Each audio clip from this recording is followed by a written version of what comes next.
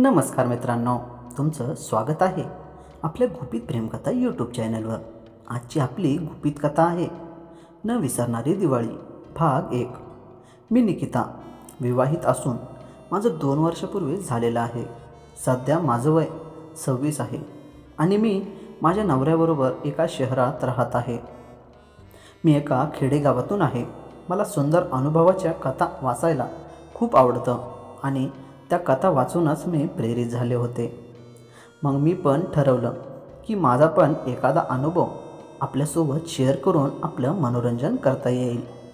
म्हणून मी माझा एक अनुभव कथेतून सादर करत आहे। थोडंसं तिखट मीठ लावून लिहिलेली ही कथा तुम्हाला नक्कीच आवडेल। तर मित्रांनो, माझा हा प्रसंग तेव्हाचा आहे जेव्हा मी 12वी पास झाले होते आणि माझ्या काही मैत्रिणीसह तालुक्याच्या गावी कॉलेजमध्ये ॲडमिशन घेतलं होतं। मी तसं दिसायला 4 सारखीच आहे। नुकतीच वयात आल्यामुळे माझ्या शरीरावरील व्यक्तिमत्व कॉलेजच्या मुलाच्या डोळ्यात भरू लागले होते। हळूहळू दिवस जात होते तसे माझ्या मैत्रिणींना कॉलेजची हवा लागू लागली होती। दोघींनी तर त्यांचे बॉयफ्रेंड पण करून घेतले होते, तर बाकीच्या लाईनमध्ये होत्या। त्यात एक जण माझ्याकडे आकर्षित झाला होता। तो हळूहळू माझ्याशी जवळीक करायचा प्रयत्न करत होता, पण मी त्याकडे दुर्लक्ष करत होते। तेव्हा माझी मैत्रीण म्हणाली, तनू, एवढा काय भाव खातीस ग? अगं, तो इतका मागे लागलाय तर हो म्हण की त्याला, तुला पण आमच्यासारखी मजा करता येईल की? पण मी तिला स्पष्ट नकार देत म्हटलं, मला हे बिलकुल आवडत नाही हां।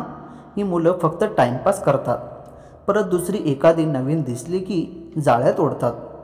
यांच्यावर काय विश्वास ठेवायचा ग? आणि आमच्या घरी असलं काही कळलं तर माझं कॉलेज कायमचं बंद होईल बघा। माझं बोलणं ऐकून नंतर त्यांनी मला कधी त्याबद्दल आग्रह केलाच नाही, पण त्यांचा बॉयफ्रेंड त्यांच्याशी काय काय करतो, काय बोलतो, आज काय केलं हे सर्व मला येता जाता सांगत असत। मला ते ऐकायला मजा वाटत असे। बसमध्ये पण येता जाता ती मुलं त्यांच्याशी लागट करत येडेचाळे करत असत। ते बघून मला पण कसं तरी होत असे। साहजिकच होतं ते, कारण ते वयच तसं होतं। ऐन तारुण्याच्या उंबरठ्यावर आम्ही सर्वजणी होतो। एकदा तर बसमध्ये माझ्या मैत्रिणीचा बॉयफ्रेंड गर्दीचा फायदा घेत तिला धक्के मारत होता। त्याच्याकडची भावना जीवनात जायला लईच तडफड करत होती आणि एका हाताने तिचे व्यक्तिमत्व कुरवाळत होता। ते दृश्य बघून माझ्या मांड्यांमध्ये मुंग्या चावल्यासारखं व्हायला लागलं होतं। नकळतपणे माझी नजर तिकडे स्थिरावत होती आणि माझं जीवन पण आता शहारून गेलं होतं आणि आता मला ते बघून खूपच मजा येत होती। आता हे नेहमीचंच व्हायला लागलं होतं। रात्री बेडवर पडले की ते दृश्य माझ्या डोळ्यासमोर तरळत असे। त्यामुळे माझं सर्व जीवन भावनेसाठी गरम व्हायला लागत होते आणि त्याचबरोबर माझे व्यक्तिमत्व गरम व मोठे होत असल्याचं मला जाणवत असे। नकळतपणे माझा एक हात माझ्या जीवनावर फिरत असे, तर दुसरा हात माझे फुगलेले व्यक्तिमत्व कुरवाळत असे आणि क्षणातच माझी जीवनाची जागा ओली होत असे। आता हे रोजचंच झालं होतं आणि मला पण वाटायला लागलं की मला एखाद्या मुलाची भावना जीवनात घ्यावीशी वाटू लागली होती। माझा पण एखादा बॉयफ्रेंड असावा असं वाटायला लागलं होतं, पण माझं धाडस होतच नव्हतं। घरच्यांची भीती वाटत होती, इच्छा असूनसुद्धा मला काहीही करता येत नव्हतं। त्यातच भर म्हणून मैत्रीण मला सुंदर अनुभवाच्या व्हिडिओ दाखवून गरम करत होत्या। मला पण ते बघायला मजा येत होती, त्यामुळे मैत्रीण माझ्या मोबाईलवर ते पाठवत असत आणि मी रात्री झोपताना पूर्ण मोकळे जीवन करून बघत असे। त्या व्हिडिओत दोघंही मोकळे जीवन करत असत, एकमेकांच्या जीवनाशी खेळत असत। त्या तरुणाने तिला झोपवून तिथे बसला आणि त्याची भावना जीवनावर घासत गचकन आत घातली आणि आत बाहेर करायला लागला होता। इकडे मी माझ्या जीवनात बोटं घालून आत बाहेर करत होते। माझी जीवन प्रचंड गरम झाली होती आणि काही क्षणातच जीवनाने गरम रंगाच्या झरा माझ्या हातावर सोडल्या होत्या। तशी मी आणि माझी जीवन शांत झाली की मग मी हलकी होऊन झोपी जात असे। आता मी रोजच माझ्या इच्छा अशा प्रकारे शांत करत असे। एक दिवस मैत्रीण म्हणाली, अगं निकिता, असे किती दिवस बोटांवर समाधान मानणार आहेस? शेवटी पुरुषाची भावनाच जीवनात रंगाच्या पिचकाऱ्या मारून शांत करू शकते. तू एकदा सुंदर अनुभव घे कोणाकडून तरी, मग बघ तुला किती भारी वाटेल ते. अगं जसं पुरुषाशिवाय बाईचं आयुष्य अपूर्ण आहे ना, तसंच भावनेशिवाय जीवनाचं सुद्धा. आता मला तिचं बोलणं पटलं होतं व मी मनात विचार करू लागले होते, कसं आणि कोणाकडून सुंदर अनुभव घ्यावं. असेच दिवस जात होते आणि आता दिवाळीसुद्धा तोंडावर आली होती आणि कॉलेजला सुट्ट्या लागल्या होत्या. त्यामुळे मी घरीच होते. दिवाळीच्या आधी 2 दिवस आईला मावशीचा फोन आला की तिचा मुलगा रोहन दिवाळीला तुझ्याकडे येतोय, उद्या संध्याकाळी येईल तो. ते ऐकून मी खुश झाले होते. आता मी रोहन कधी एकदा येतोय याची वाट पाहू लागले होते. रोहन म्हणजे माझ्या मावशीचा मुलगा, माझ्यापेक्षा 4-5 वर्षांनी मोठा आहे. लहानपणापासून आम्ही सुट्टीत एकत्र खेळत असायचो. त्याचं आणि माझं खूप जास्त जमत असे. आम्ही दोघं खूप मस्ती करत होतो.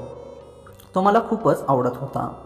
तो नेहमी माझ्या खोड्या काढत असे, माझ्या अंगाला झोंबत असे, कधीकधी मागून तर कधी पुढून घट्ट मिठीत घेत असे. तेव्हा मला फारसं काही कळत नव्हतं, पण मला खूप भारी वाटत असे. त्याने अनेकदा माझ्याकडच्या तोंडावरच्या गुलाबाच्या व त्याच्या पाकळ्यांची पापी घेतली होती. मला खूप छान वाटत असे. मी पण त्याला कधी प्रतिकार करत नव्हते. उलट मी पण त्याची भावना वरून सोडत असे. त्याला पण खूप मजा वाटत असे. आता तो जवळपास 5 वर्षांनी घरी येणार होता. तो आता किती मोठा झाला असेल, कसा दिसत असेल, त्याची भावना आता किती मोठी झाली असेल ना, या विचारानेच मी शहारून गेले होते. माझं रक्त सळसळ करू लागलं होतं. तर माझं जीवन ओलं झालं होतं. दुसऱ्या दिवशी संध्याकाळी रोहन घरी आला. आई बाहेरच अंगणात झाडलोट करत होती.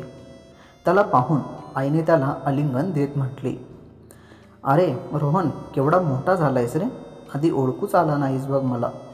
चल घरात आधी. मी वरची गच्चीतून त्याला बघत होते. खूपच हँडसम दिसत होता. उंचा पुरा गोरापान, शरीरा यष्टी, एकदम पिळदार, जसं काही जिममध्ये जात असावा. त्याला बघूनच मी गरम व्हायला लागले होते.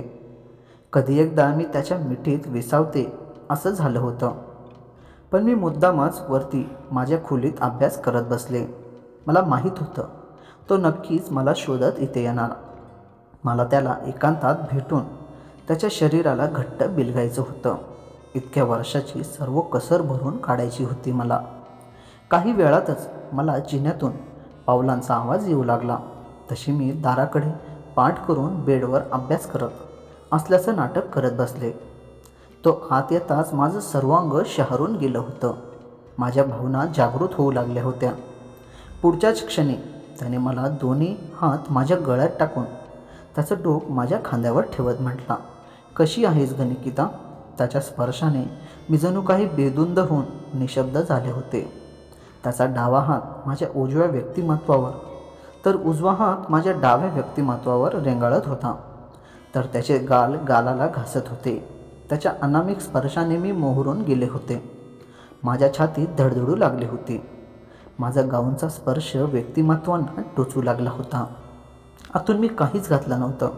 खाली माझ्या जीवनाला झिंझिण्या येऊ लागल्या होत्या. आज पहिल्यांदाच मी कोणाचा तरी स्पर्श माझ्या शरीरावर अनुभवत होते. मी भानावर येत माझं तोंड त्याच्याकडे करत त्याला म्हटलं, ठीक आहे, मी इतक्या वर्षांनी माझी आठवण नाही आणली का रे रोहन? तसं त्याने माझी पापी घेतली. तसं माझ्या सर्वांगातून विजेचा करंट वाहतोय असं वाटू लागलं होतं. त्याचबरोबर त्याने त्याचे दोन्ही हात घट्टपणे आवळले आणि नकळतपणे माझे डोळे बंद झाले होते. आता माझ्या भावना प्रज्वलित झाल्या होत्या व मला ते सुख व स्पर्श हवाहवासा वाटू लागला होता. आणि पुढच्याच क्षणी मी त्याच्याकडे वळले आणि त्याला घट्ट मिठी मारत पापींचा वर्षाव करू लागले. तसं त्यानेही मला त्याच्या बाहुपाशात घट्ट आवळून माझ्यावर प्रेमाचा वर्षाव करू लागला होता. आणि त्याच क्षणी आईने हाका मारल्याचा आवाज आला. तसा रोहन मला मिठीतून मुक्त करत उठला आणि चल खाली मावशी बोलावते, बहुतेक चहा तयार झाला असेल, असं बोलून तो खाली गेला. आणि मी बेडवरून उठून आरशासमोर उभी राहून केस व्यवस्थित केले. माझ्या चेहऱ्यावर वेगळंच तेज चमकत होतं. नकळत मी माझे हात व्यक्तिमत्वावर ठेवले. तसं मला जाणवलं की ते अजूनही गरम व कडक झालेले आहेत. मी मनातून खूपच खुश झाले होते. आता माझ्या सर्व इच्छा पूर्ण होणार होत्या. त्या खुशीतच मी खाली गेले. बाबा पण शेतातून आले होते. आईने सर्वांना चहा दिला. मग आम्ही चहा पीत गप्पा मारत होतो. संध्याकाळचे 7 कधी वाजले ते आम्हाला कळलंच नव्हतं. थंडीचे दिवस असल्यामुळे बाहेर अंधार पडला होता. थंड हवा सुटली होती. घरात पण गारवा जाणवत होता. रस्त्यावर सामसूम झाली होती. मग मी आईबरोबर जेवणाची तयारी करायला लागले. गावाकडे लवकर जेवण करून झोपण्याची रीत आहे. रोहन व बाबा बाहेरच्या खोलीत TV बघत बसले होते. आम्ही दोघींनी मिळून स्वयंपाक करून 8 वाजता जेवायला बसलो होतो. गप्पा मारत मारत आम्ही जेवणाचा मनसोक्त आस्वाद घेतला होता. त्यानंतर आई म्हटली, निकिता तू आधी जा बरं. रोहनच्या झोपण्याची व्यवस्था कर तुझ्या खोलीमध्ये. प्रवासाने दमला असेल का तो बिचारा. म्हणून मी वरती माझ्या बेडवरची चादर बदलली आणि पांघरायला मोठी गोधडी काढून ठेवली. नंतर बाबा पण त्यांच्या बेडरूममध्ये झोपायला गेले होते आणि रोहन पण वरती झोपायला गेला होता. मी आणि आई बाकीची काम आवरत होतो. आई म्हटली, उद्या पहिली आंघोळ आहे ग तनू. लवकर उठायचं आहे तुला. मी उठवायला येईनच. मग तुला आंघोळ घालीन उठणं वगैरे लावून. पण नंतर तू रोहनला उठवून त्याला उठणं लावून छान आंघोळ घाल बरं का. तो पहिल्यांदाच आपल्याकडे दिवाळीला आलाय ग. तुझे बाबा पहाटेच काकड आरतीला जाणार आहेत. मी तुझी आंघोळ झाल्यावर जाईन म्हणते. ते ऐकून मी आईला होकार देत वरती झोपायला गेले होते. मी मनातून खूपच खुश झाले होते. रोहनला असं उठणं लावून आंघोळ घालायची संधी मला मिळाली होती. मी दार उघडून आत गेले तर लाईट चालूच होती. बाहेर थंडी चांगलीच जाणवत होती. मी दार आतून बंद केलं. मी रोहनला हाक मारली पण तो झोपला असावा. बहुतेक त्याचा काही प्रतिसाद मिळाला नव्हता. मी त्याच्या अंगावरची गोधडी बाजूला केली तर तो फक्त आतमधले पकडे घालून उताना झोपलेला होता. त्याची पिळदार विशाल व गोरीपान छाती बघून मी मोहरून गेले होते आणि माझ्या इच्छा पुन्हा जागृत झाल्या होत्या. तर मित्रांनो, कथा खूप मोठी आहे. बाकी कथा पुढील भागात लवकरच बघूया. आणि हो, यूट्यूब नियमामुळे काही शब्द मला स्टोरीमध्ये बोलता आले नाहीत, त्याबद्दल क्षमस्व.